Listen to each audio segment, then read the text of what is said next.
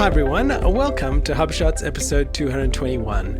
In this episode, we talk about HubSpot's new report builder that's in beta and how awesome it is, HubSpot meetings using Team Round Robin, a gotcha with using Zoom with HubSpot meetings, creating Facebook audiences of the most engaged people on your website, Shoshin, and are you overcomplicating your buyer personas? You're listening to Asia Pacific's #1 HubSpot focused podcast, where we discuss HubSpot tips, tricks, and strategies for growing your sales, marketing, and service results.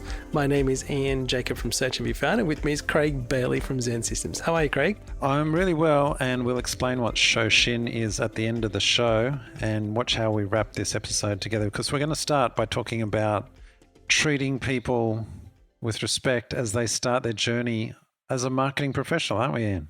That's right, and that's our growth thought of the week, Craig. And I think this is really important for us and many of our listeners who have been on this journey, and understanding that there are people who are constantly learning and starting, and to be mindful of that and be patient with them, give them the right resources. And I'll give you a little tip here. HubSpot Academy has so many great resources, and I generally tell people, hey, have a look at this lesson or look at this course and educate yourself and get more up to speed. It's a great place to start. Yeah, and worth mentioning that it's not only beginners who need to have a beginner's mindset, it's all of us. We need to be learn-it-alls, as Brian Halligan would say. I know, I felt like that looking at the new report builder, Craig. Yeah, which we'll come to in a second, because it is awesome, isn't it? That's right. Okay, on to our quick shots of the week, Craig. And here are a few quick things that might interest our listeners. And this is the HubSpot Task Today view. Hey, have you got this yet? It's in beta. Yes. How do you get these things and I don't get them? Are you talking about the email that you get as well? With the roll-up of the tasks that you've got for today? No. Yeah. So there's an email that I get saying, which says, here are all the tasks that are in for today. That's funny. I wonder how they allocate who gets the betas, because I get some of them and then I don't get others. I chat with you and you've got them and I don't. So I keep sending emails to Jess. Thanks, Jess, my account manager at HubSpot, and she enables them for me. But yeah, I wonder what the algorithm is for allocating to beta reads. But anyway, it looks really good. I'm looking forward to that. And what's the next one, Craig? HubSpot inbox comments can now include attachments. Comments are good. Do you use comments in inbox? Yes. We do this because we get the HubSpot support things come into the inbox, and we just all chat amongst ourselves if there's a support request. It's really good, yeah. And the final one is the HubSpot product update blog. And this is where you can learn about the latest updates via the HubSpot product blog. And this is a great one. They have lots of, on the monthly, they have the videos, which I love watching over a cup of tea or coffee, as they say. But there are things constantly rolling out. And I think this is a real key thing I want to highlight, is that there is this constant improvement to be better, right? It's all about growing better, Craig. It is all about growing better, Ian. And by the way, just a quick sidetrack. Do you know I've given up caffeine? Have you really? Yeah, I'm on a 10-day challenge to just not have coffee or tea, or not caffeinated. Yeah, I tell you what, I'm getting through. I'm looking forward to returning to coffee, I've got to say. But after about 3 or 4 days, the headaches actually finally stop, and it's actually quite good. So yeah. I'm not sure why I mentioned that, but yeah, I guess I don't have anything to enjoy my product updates with. Some coffee. Anyway. Maybe a cold beverage, Craig. A cold beverage, there we go. All right, now on to our HubSpot marketing feature of the week, Craig, and this is the HubSpot Report Builder. And this is in beta, so you'll see a big beta sign beside it when you go into the Report Builder. Now, listeners, we're going to walk through it. The show notes are detailed and has screenshots, so I encourage you to look at it if you want to learn more. But we're going to take you through some of the things that we've learned from looking at it. Yeah, look, it is a bit daunting at first. My first comment is I want to say don't be overwhelmed by it. When you first go into it, it's like, oh, wow. I've put a screenshot in the show notes right at the top, your primary data source. That's what you need to start with, and I've made that clear. So if you haven't yet actually looked at the beta, you won't know what I'm talking about. But once you see it, you'll know. And it's kind of hidden up the top. And I think you and I have both missed this originally because we just saw these tick boxes. We went crazy ticking things. But correct. That's where you start, the primary data source. That could be clearer, but once you get that, you're going, right, so that's my primary data source. Then I'm going to join it with all these other data sources. And the great thing is you can report on just about anything now. So before it was like contacts, companies, deals, and tickets, right? They're the four things you'd report across. Now they've got all these other objects, things like forms, submits, web activities, ad metrics, ad keywords, CTAs, and you can join across them all. It's really good. How far have you gone into this, Ian, so far? Very shallow, Craig. I was playing around with it today and I got a little bit frustrated until I spoke to you. Oh, right. What were you frustrated with? That screen. I was going crazy clicking things and trying to understand. And then I worked out a few things and then I got to the next screen and then I had to do the X and the Y axis and place the data points and then I just kind of left it there.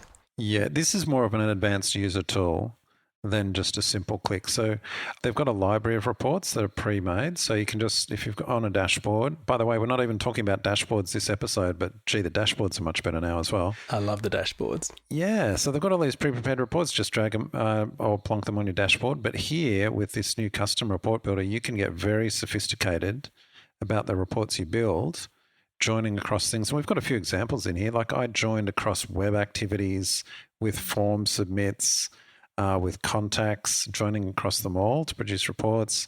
I've got some screenshots where I actually wanted to drill into web activities to see the kinds of terms people were searching on HubShots. You know, we added the HubShots search thing.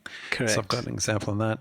And look, plenty more notes in the show notes. But the other thing that I will just call out is that there's custom filter rules. So this is really good.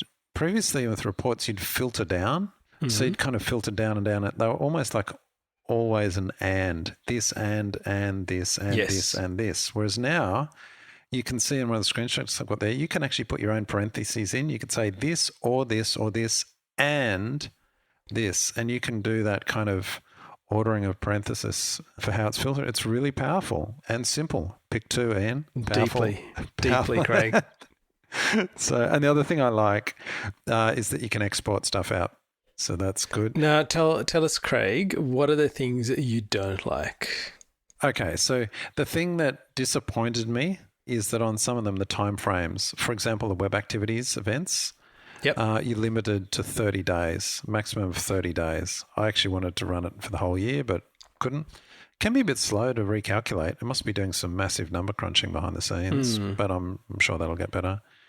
And even just things like saving the report, saving the name, causes it all to recalculate. But I will say when it recalculates, it doesn't freeze the screen. You can keep working, and there's actually a tick box so you can say, look, don't update the report as we go. So it's not hostile at all. It's quite user-friendly there. But there's some objects. The one I'd like to report across is campaigns and also social engagements. They're not yet available. Maybe they are on the roadmap. And also I'm going to assume that they're new custom objects that they've just launched. I'm going to assume that it will be available in the report builder in the future as well. But look, this is such a powerful tool.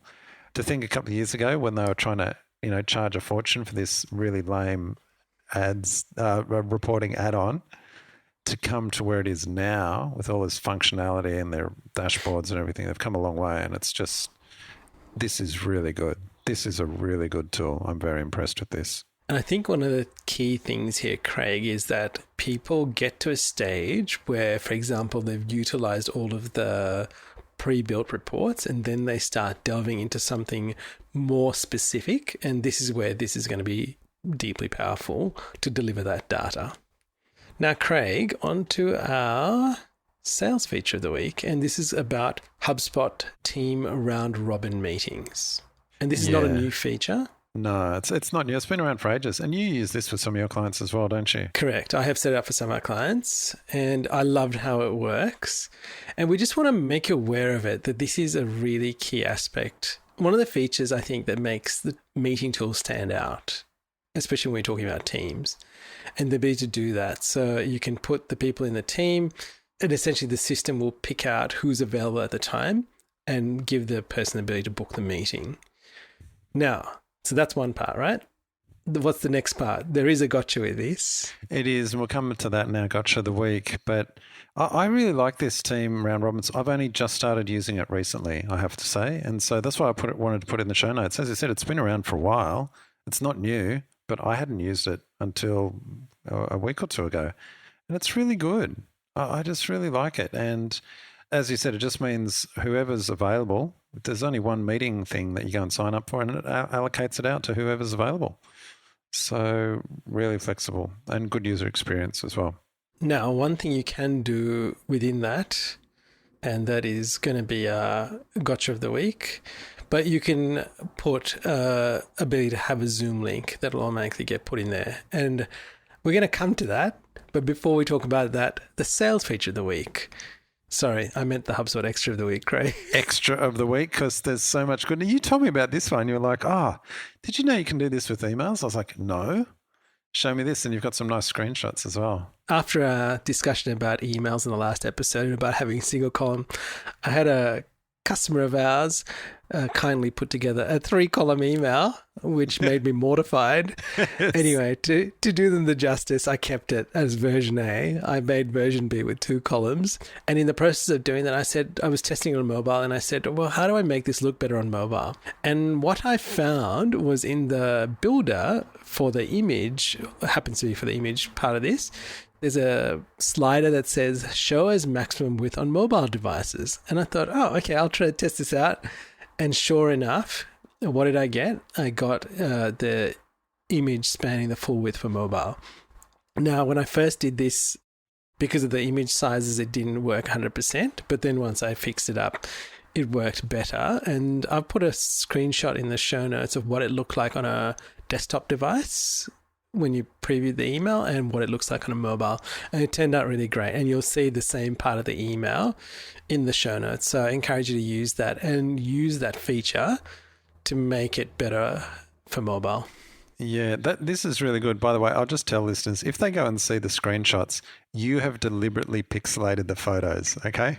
That's because it's one of your clients. You wanted to protect them because, just because they might not like to see their own images. So that's right. In our show notes. So you've deliberately pixelated them. That's not how it actually looks in the email, right? So I don't want listeners going, what? Are these the kind of emails Ian sends out? Can't even read them. So you've deliberately pixelated them just for the show notes, folks. But this is a great tip. It's my new way of increasing click-through rate, Craig, because they can't see what they're clicking. It's like when people make deliberate typos so that they get a response. Yeah. That's right. Nice one. Anyway, on to our HubSpot Gotcha of the Week, Craig. And this is to what we were talking about before. It's about Zoom links within HubSpot meeting links. Yeah. And by the way, shout out to Chris Higgins for this first one. So we're going to talk about 2 separate instances of gotchas with Zoom links. He's alerted us that the issue is around permissions. So let's say you and I, Anne, we've both set up we've got portals in a HubSpot portal, user accounts in a HubSpot portal. You've connected your Zoom account to your profile. I've connected my Zoom account to my profile. Then I go and create a meeting. But because I'm an admin, I can create a meeting for you as well. Yes. So that's fine. It allows me to create a meeting, but it won't allow me in that meeting to have your Zoom link. Possibly some permission there. So this is what Chris has identified. There's no real workaround at the moment. So that's a bit of a gotcha. I haven't actually tested that myself personally, but I've had a similar occurrence. I will just mention it here, but when you and I were chatting about it before, you were saying, no, I might not have set it up correctly. So we've got to double check this. But when I set up the team round robin meeting links, so I've got myself in there and Kylie from our team in there, we tested it and someone booked a meeting with Kylie, but because I'd set up the team round robin meeting link, the notification came from me. And also my Zoom link was used to create the meeting, even though the meeting was for her and went into her calendar. So I was a bit confused around that. So possibly it's a gotcha, or possibly I've just stuffed something up and you said to me, let's check that out and test it. So listeners, I might have to come back next week and say, I got it wrong, which would be good because then the gotcha is I did something wrong and we can tell the listeners what it was. But just be aware of that. Send us a note or send us an email if you've actually had gotchas as well, specifically around using Zoom in HubSpot with multiple users and trying to make that work. Okay, our marketing tip of the week, Craig. Well, John Loomer's done it again, hasn't he? He sure has. I love his stuff. Good little reminder. Like, this is simple stuff, but a good reminder just how to set up custom audiences in Facebook for your most engaged website users. So this is retargeting or a pixel on your site. So people are coming, you're creating an audience of the people that visited your site, but for the most time, and that's a simple setting. You can say visitors by time spent. You just choose top 25%. Pretty easy to find. I've got a screenshot in the notes from one of our Facebook accounts on how to set that up. And listeners, this sounds like something you would possibly do in HubSpot in the ads tool. Now, you could based on just visitors to your site, but the key difference using it in the Facebook ads tool here is you're doing visitors by time spent and you're choosing the top 25%. And that is the winning formula right there. Actually, before I continue on, Craig, I do want to tell people, if you are setting all of this up, and we've spoken about this before, even if you don't intend on using Facebook or Google, please set up your pixels and please collect the data, because there will come a point when you've got enough data, or you might decide, hey, I want to go and market to these people that have visited our site or looked at particular pages. It becomes really useful. So, for example, I had a customer the other day. They were trying to market a particular product, and it's a lower value product compared to the rest of their products in their business, right? But they've got a lot of stock. And they had a very small list of people that had previously purchased the product. What was really interesting, I was able to go and create a list of people who'd visited the pages on that product who might have not necessarily have bought the product, right? But they've looked at it at some point in time. And then what I did was I was able to push that list into Facebook to then target them, which I thought was fantastic, and even email market to them. So here's one of the things that the power of it is, you've just got to have your pieces in place and then you can utilize them at the right time. Good advice, Ian. All right, Insight of the Week, Craig. All right. So I've called this the importance of focusing on results, which will sound obvious, but let me explain a situation or a trap really that I fell into with a client. Quite a big client, actually, a sizable retainer working with them, a bunch of our team working with them. So the goal, as you can imagine, is leads and revenue. Of course. Well, this is a client, so that's pretty common. However, we got drawn into all these discussions about marketing stuff that doesn't really tie into leads, that we just got trapped on. So things like, we need new email signatures that, keep the corporate brand. We need to update our quoting template. We want to like all these general things that a marketing manager would probably, or a marketing coordinator would look after, right? So they're not bad things, but they're just not high value, and they're certainly not noticeably contributing to the outcome that the client's paying us for, right? So we're doing all these things. We're even doing mock-ups of storefront signage, all these kinds of things, right? And then the client said, well, where's the leads? And we're like, we're running some campaigns, but we've been spending so much time on all this other stuff that we hadn't devoted as much time as we should have been to campaigns, driving traffic, leads, and converting into customers, right? So pretty basic stuff. Luckily, we caught it. We're on very good terms with the client, and they had a bit of a dummy spit at me, and rightly so. I kind of allowed us to fall into this trap. We're back on track now. It's probably, when we're starting to wind down all those other pieces that we're doing. But the reason I wanted to mention the show is don't make the mistake I did. It's so easy. I've been doing this for years, Ian, and yet I got caught in this trap. And there were signs like, that's great, you did all these bits. And then it's like, they're not high value pieces. They're little, So this applies both to agencies listening to this and also marketing managers, because as an agency, you've got an external client. If you're a marketing manager, you've got an internal client, which might be your boss or your company. So make sure you're focusing on the high value things. Agree with whoever your stakeholder is about what the most important item is. Leads, whatever it is, make sure that's your focus. And don't make the mistake I did. Have you ever fallen in this trap, Ian? I hope you haven't, but I don't know. I certainly have, Craig.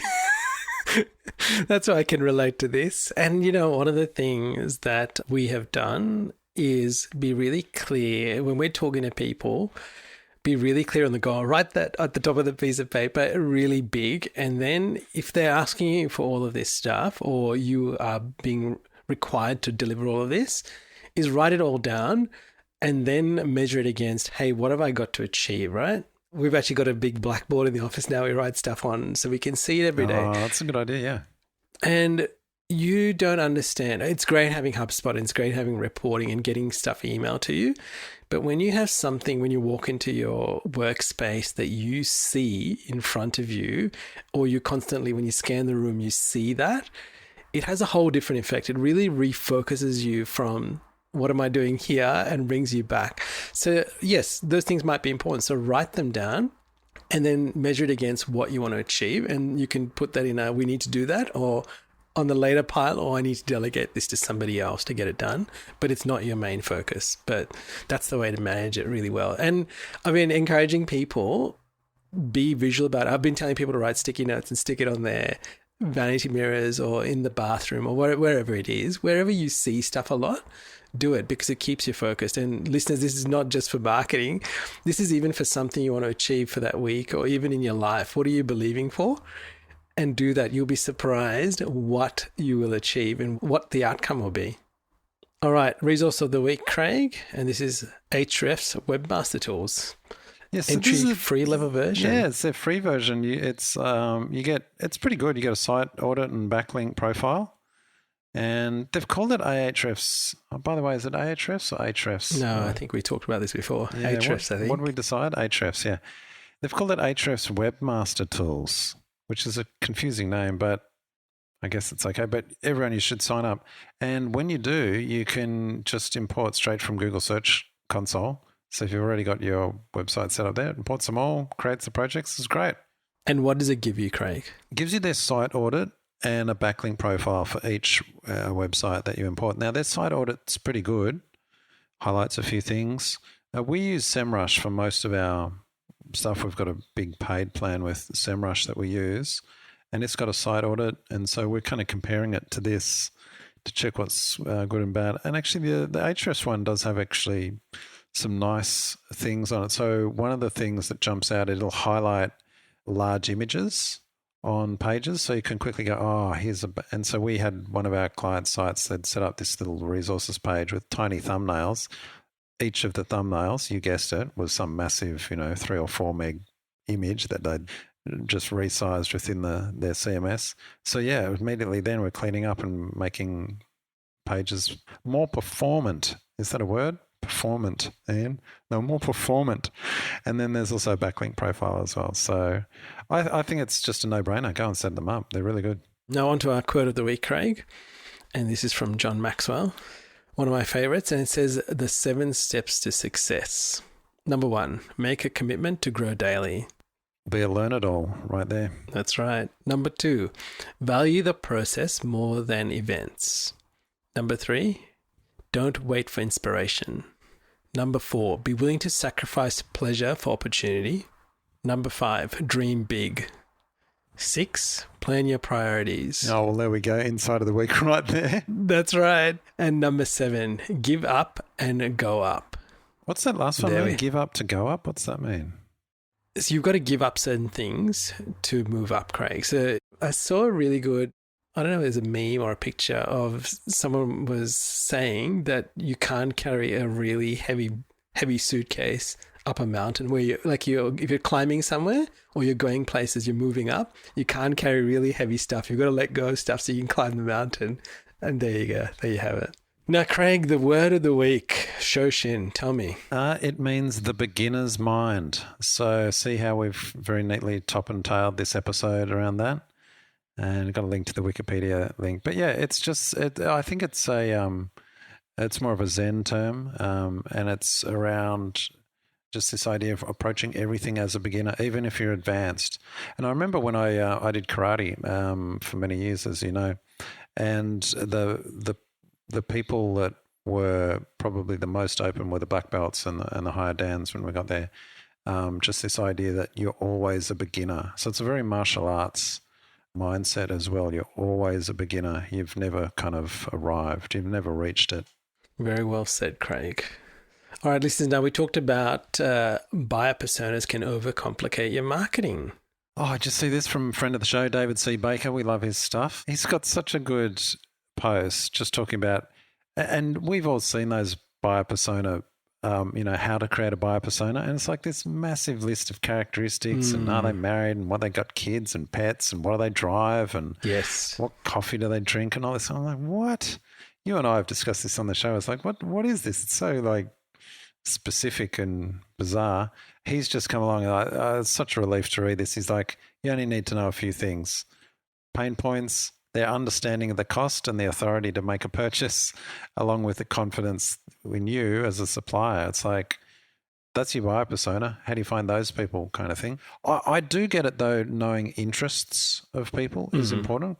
Absolutely. Particularly for targeting. You and I have a chat about things like, how do you target tradies? Well, do they have an interest in four-wheel drives? Oh, that's a good way to target tradies, that kind of stuff.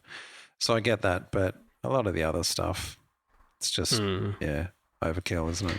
Yeah, and listeners, I think this is a really common thing, and I think we discussed this in the last episode, is bringing it all back and reviewing your personas and understanding who you're marketing to. Because everything you create, from your content to your videos to how you speak to them, when you speak to them is really key. And it's a really key aspect that people often miss when they're doing this. So here's a good reminder to us, A, not to overcomplicate things, and B, to constantly review it. Now, Craig, what's the next one? Facebook using tobacco playbook. We love tobacco around here. You've got to read this link. It's just a former Facebook manager talking, because, it's called before the Congressional Committee to talk about it, and just how they've so focused on making Facebook addictive. And he actually used the term, they used the big tobacco playbook. And I just thought, yep, that's it, addictive. Well, all social media channels or platforms try to do that, but he fears we're pushing ourselves. He actually said this, to the brink of a civil war, possibly at worst. So frightening stuff, but just reminds us of episode 151 when we likened advertising on Facebook to advertising on cigarette packets. That's right. Brings back memories, doesn't it, Ian? Sure does. Now, listeners, we'd love you to connect with us on LinkedIn. Please send us a message. And if you do need help, Craig and myself are here to help you. No matter where you are, how big or small you are, don't ever feel you're not worthy to reach out to us. We would love to hear from you. And we'd love to thank Chris Mottram from Podcastly that produces our podcasts. Thanks, Chris. And keeps this show on the run. And Craig, you know what? Last episode, we told people to tell us, the people that have been listening from the start, and we totally forgot to. Oh, my goodness, we did. Well, did anyone contact you to say they'd been listening from the start? I can't say I have. They didn't get anyone, so. Anyway, I think there are a few. So let's just name a few. Charles Mackay being one of them. Yeah, good on Charles. Justin, go the extra. That's right. Dan. I'm sure our team's been. Remember Dan from, remember Inbound that time we went? Yes. Probably Adam Downer. Shout out to you, Adam. That's right. Now, listeners, thank you for sticking with us over the last 5 years. And we would love you to share this with your colleagues and share this with people on your team. Until next week, Craig. Catch you later, Ian. Hey there, thanks for listening to this episode of HubShots. To get the latest show notes, HubSpot tips, and resources, sign up at hubshots.com. You can also book time with us to help you grow better with HubSpot.